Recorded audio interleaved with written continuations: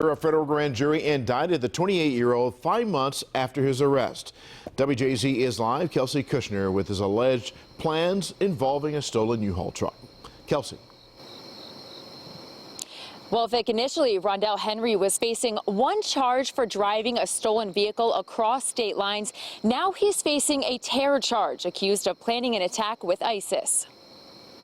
It was a plot to kill that federal prosecutors say was inspired by ISIS. So earlier today, a federal grand jury returned a superseding indictment, adding charges against Mr. Rondell Henry, a resident of Germantown, Maryland, for attempting to provide material support to a foreign terrorist organization, specifically ISIS, or the Islamic State. According to the new indictment released Wednesday, Henry did knowingly attempt to provide material support and resources, including personnel, specifically himself, and services to a foreign terrorist organization, namely ISIS. Henry was arrested back in March, accused of plotting to drive a truck into a large crowd of people. Federal prosecutors say on March 26, he stole this U-Haul truck in Virginia and drove to Dulles Airport, but security was tight and the crowd was too small. Instead, investigators say Henry went to National Harbor in Prince George's County, hid in a boat overnight, and waited until he found the right time to carry out the attack. His plan, however, was stopped short by police, who spotted the stolen U-Haul and arrested him.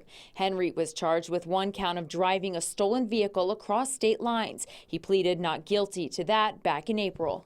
ISIS, we allege, is what inspired Mr. Henry, and he wanted to recreate that sort of a terrorist havoc and death here in Maryland. Documents say Henry harbored a hatred for non-Muslims for at least 2 years and watched ISIS videos online. Authorities say he wanted to carry out an ISIS attack similar to the one in 2016 in Nice, France, when a driver plowed into a crowd, killing more than 80 people. It's critically important for us to be reacting to incidents and news like this before any loss of life or before any harm to innocent people can come to pass.